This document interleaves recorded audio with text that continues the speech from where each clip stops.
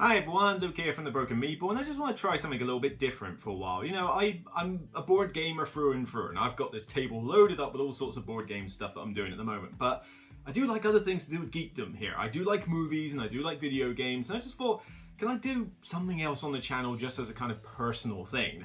And normally when I watch movies, I tend to go on my Facebook page, my personal one, and put up like a little written review.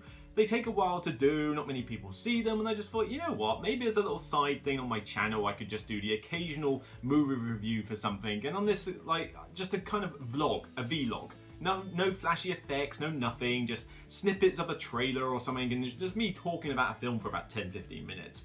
And I thought I might as well start with one that I watched last night, finally getting to watch Monster Hunter, the new film with Milla Jovovich, done by Paul Anderson and also starring Tony Jaa. This one has had, shall we say, a little bit of a checkered history when it comes to its movie popularity, shall we say, because it started off like not the best trailer in the world, and even then it started getting a little bit of bad press from China because of one joke that they put in the movie. The joke was not in the screening that I saw, and even though I have heard what joke it was literally just a play on words, and it didn't deserve the backlash that it got, and certainly not the cancel culture that arises from it. But that aside, what's the actual film like? Is it any good? Well, my background to Monster Hunter is that I've sunk about 100 hours into the Monster Hunter World PC game. We're just starting on the Iceborne content. I played it only because my friends were playing it, and we were kind of doing it as a multiplayer thing every Friday night. And I'm enjoying it, I'm loving it. Granted, it's that typical thing of sinking a ton of hours to farm for loot and get better weapons, even though you kind of don't need to care about that until you get to the end game. It's stuff like that, but I'm enjoying it. It's big monsters, you go in with a cool sword and you go fight stuff. What more do you want, really? But for a movie to come out based on it, I was thinking, is this going to be like Mortal Kombat and a few of the other ones where it's like a bit subpar? So I thought, well, let's go into it with, shall we say, checkered thoughts on it. You know, am I gonna let's lower my expectations down a tad? And as a result, I thought, okay, this will just be a dumb action film. Let's just have big monsters, let's have cool weapons, some fun characters, and we'll go with that. Turn the brain off and see what happens. Honestly, I don't know why this film is getting that bad press. Honestly, yeah, objectively, I will say now, it's a bad movie. Yes, it's a bad movie. It's Monster Hunter. It's got Milla Jovovich in it, which frankly usually means the film's going to be bad, but it should mean it's fun and entertaining, even though, as we know from the Resident Evil movies, that's not always the case. But it's actually still a good amount of fun. Yes, there's barely any dialogue. Yes, there's no plot to speak of, whatever. And yes, it's borrowing every action trope in the book, but it's still good fun. If you just want like a popcorn flick to get you through the evening, this will do it just fine. You've got a good amount of action in this movie. You have got the big monsters. You've got the cool weapons. You've got some interesting characters, you know, from like an action film standpoint, not necessarily like fleshed out or anything, no, but you know, you've got a Palico in there somewhere. You've got Ron Perlman as an admiral who's like, you know, I mean, he's not in it very much, but when you see him on screen, it's just like, yes, it's Ron Perlman. And Miller does what Miller does best. Not necessarily the best acting in the world, but is a general badass female character to have in a movie.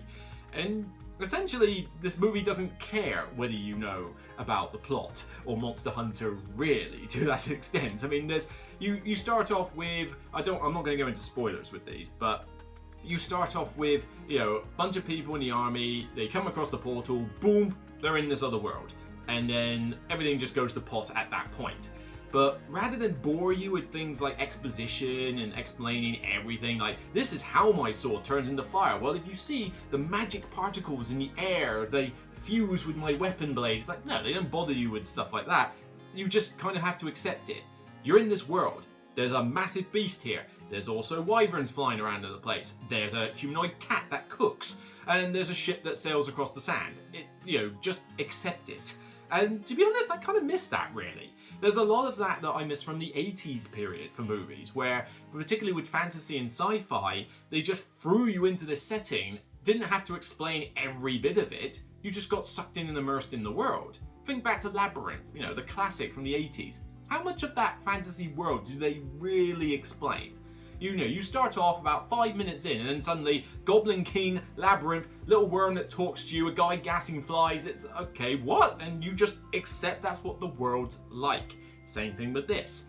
It definitely pays homage to the game, though. I've got to give it credit for that. Now, granted, I'm not exactly a Monster Hunter aficionado, shall we say, but I've sunk 100 hours into one of the games, and in terms of what I know from that game, what they put into this movie fits very well. The Palico acts exactly like the chef. In fact, it acts so well like the chef. The sequence from the game is identical to the cooking scene that he does in this movie. It's like they really pretty much just copied and pasted it. But then on top of that, you know from the trailer what type of monsters there are. You've got a Black Diablos in there, and it looks pretty much like the Black Diablos for the game. You've got a Rathalos in there, you know that from the trailer, and again, it looks like the Rathalos from the game. In fact, I thought it was quite uncanny how well they looked like their counterparts from it. So it certainly gave me that kind of, not nostalgic, but that feeling of the game was present, even though it was doing their own take. So much so that some of the characters in the crew that you come across kind of are basically exact copies of the ones in the game. It's like, there's the cute handler, there's the ginger, because they didn't have names in the game really. You knew one of them as the ginger hunter and another one as the serious hunter. But they're in there as well, pretty much carbon paste copies of them. And even the Admiral character is in there. So you can't say that this is disrespecting the license it's based on, if anything. Now, in terms of the CGI is pretty good for the most part. I mean, there's some ropey areas, but it had a pretty high budget, but they do a good job of setting up this world. I mean, the set pieces and that are pretty cool to look at. And the creature designs are, yes, I say, the big beasties are essentially what's in the game, but they look cool. When you see a Rathalos going around and ripping apart planes and breathing fire everywhere, it looks cool. And that's kind of what I wanted from this movie. Just give me something that looks cool and is entertaining, and that will do me. I'm not exactly expecting Oscar greatness from Monster Hunter, but there's definitely a decent amount of action in there. There's even some creepy moments in there. It kind of, in terms of tone, really wants to show you, no, this world isn't light and fluffy. No, this world is pretty much like death. So, venture out into the desert, nope, you die. Go anywhere near these rocks, up, you die. And it's not just, oh, you die. No, it's your fate's pretty nasty. They come across a particular species of monster in the first act, leading into the second act. And for someone like me, it was a little tricky to get through, and one particular death in particular was, I can imagine that's going to trigger a few people if they see it, but yeah, it's a pretty gruesome way for someone to die. It's pretty brief, but when you see it, it's like, and it looks gruesome, it's pretty grotesque. You kind of, oh yeah, I've seen that in other alien-ish style movies, but it's still pretty grim when you see it, and like I say, for someone like me, wasn't the easiest thing to get through, but other than that, everything else just is kind of on par. Now, in terms of acting, there's barely any of it. In terms of dialogue, there's barely any of it. In terms of plot, there isn't one. The army people get sucked through a portal, turn up in this world, all hell breaks loose, and Miller has to survive alongside Tony Jaa's character, who, to be fair, is cool. He doesn't talk a lot because the language is not English, but Tony does what Tony does best. Does some really cool fighting moves, gets to swing his sword around, gets to use a really cool bow at times to do pinpoint accurate shots, and just acts as a kind of, not like a foil, but they butt heads at first and then come together by mutual respect. But he's cool to watch, and Miller does her part as always. As I say, it's not a objectively good movie. If you were to rank this on what you would expect a great movie to be, it would fail pretty hard on a few notes. But I have seen a lot of computer game based movies. A lot of them have been horrible, really horrible. And Mortal Kombat's probably the closest that something's come to getting homage to the game right, although maybe the Sonic movie from last year did an alright job. But even then, that had a lot of problems. Certain characters became, strange at that point, and they didn't quite work, and it's not perfect by any means. I'm hoping that the new Mortal Kombat movie does a much better job of it. But here, I just thought, okay, look, I'm turning my brain off. Here we go. entertain me for an hour and a half, because 15 minutes is basically credits and that. So it's like, give me 90 minutes of fun. And it did just that.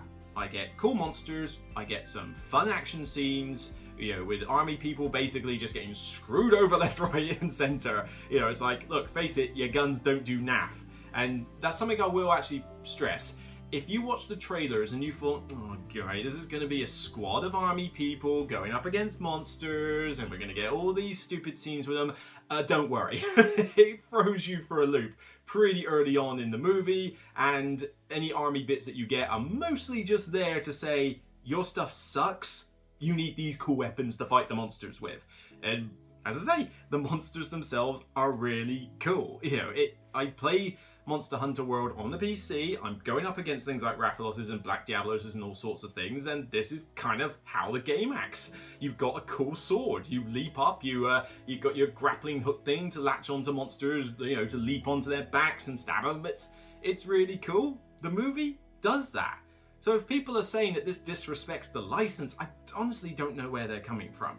Now, in terms of rating it, it's hard to say, because yes, I accept that this is a dumb action film, but we've had plenty of those in recent years, and honestly, I'd rather watch this than a lot of the other recent dumb action films that are rated quite badly. I mean, I would put this on way before I put on any of the more recent Fast and the Furious movies, where they've just gotten ridiculous, but so's this. But this one is more entertaining, I think, than those Fast and Furious movies, so it's kind of just, what are you looking for? Now you might say, well, you're a Monster Hunter World fan, therefore you're kind of ranking it higher because of that. And it's like, well, no, not really. I've played this one game, and only because I've got friends to play it with. That's kind of it. I'm not exactly an expert on it, but honestly, I'd still give this one about a 6 out of 10. It's above average. It's not a particularly good film, if you're thinking about it objectively, but as a dumb action film, I'd go with it. Give it a watch. Find it, get it however you can. Just, sit down with some popcorn, bit of pizza or whatever, maybe even a beer if you want, and just enjoy it, because that's essentially what you get. Then I don't feel it deserved all the backlash that other places are giving it, and it certainly did not deserve the cancel culture that it got. Because sadly, it does sequel bait at the end, but it gets you fired up for the next film. It's sort of like, oh, that third actor is really cool, I want to see more of this. It's sequel bait, and because what China did, we're very unlikely to get a sequel, so that kind of sucks. But yeah, 6 out of 10, give it a shot. I was entertained, I'm glad I watched it. If there is a sequel, I'd happily give it a watch. It's a dumb popcorn flick with big monsters and cool weapons and some interesting characters. And it's got a palico, you have a cat, what more do you want? That's it for me. See you on the next vlog. See if this is something you want to hear more often. It's kind of ramshackle, I know. I'm literally just putting the phone on the tripod and saying talk. But that's kind of the way it is. I just want to occasionally talk about movies in a better way than text. So take care. See you on the next vlog. Take care.